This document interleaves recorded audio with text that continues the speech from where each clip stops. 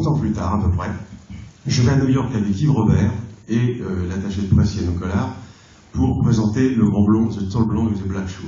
À la sortie du cinéma, il y avait un monde fou, tout le monde s'est précipité sur le trottoir, et une dame vient vers moi. Et me dit, monsieur, j'ai vu votre film, le film c'était le film d'Yves Robert, mais je vous ai vu, je vous ai trouvé formidable dans The Tall Blonde, c'est vraiment... Et puis me dit-elle en s'éclipsant, vous me faites tellement penser à mon père. Et elle disparaît dans la foule. Je me retourne vers Yannou Collard, qui connaissait un peu tous les acteurs américains, je lui dis, qui est cette dame? Elle me dit, c'est la fille de Danny Kaye. J'ai cherché partout dans la foule, j'ai couru, elle était dans tous les coins de cette foule pour dire, madame, si je suis là, c'est votre père. C'est à cause de lui que je suis devenu acteur.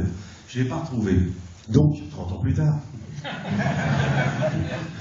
30 ans plus tard, il y a donc un mois de ça, allô, c'est Deya Kay. Oui, j'ai cru que c'était un ami qui n'arrête pas de me faire des plaisanteries, que je ne nommerai pas, le rouge.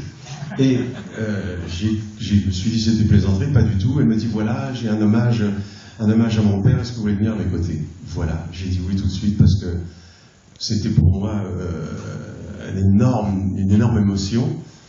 Donc je suis là ce soir. Danny Kaye, vous l'avez dit si bien, il savait tout faire, tout bien, tout mieux que moi presque. Il chantait, il dansait. Je chante, mais pas si bien que lui, je danse. Ah, c'est pas mal, ouais. Il jouait la comédie merveilleusement bien, il était très drôle et il pouvait même être très émouvant.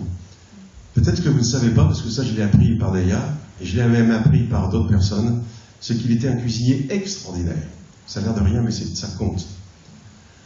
Pour moi, en tout cas. Il était... Quelle identification avec mon père? Vous avez dit que vous êtes quelqu'un de physique, peut-être vous parlez... Oui, j'étais un acteur qui était plus... J'étais un acteur qui était plus concerné, disons, plus attaché aux comiques américains. En dehors de Jacques Tati, mais ça c'est beaucoup plus tard, puisqu'à l'époque il n'était pas encore dans le circuit.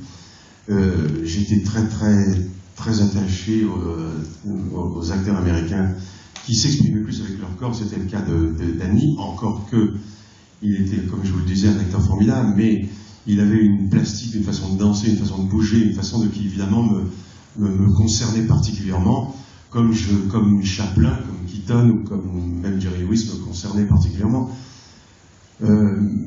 En plus, évidemment, il était blond, comme moi, il avait les yeux bleus comme moi, il était grand et lancé, comme moi avant. Donc je ne pouvais pas m'empêcher de penser que j'allais sur cette race et que peut-être que je pensais vraiment avec une énorme prétention que je pouvais être son fils spirituel.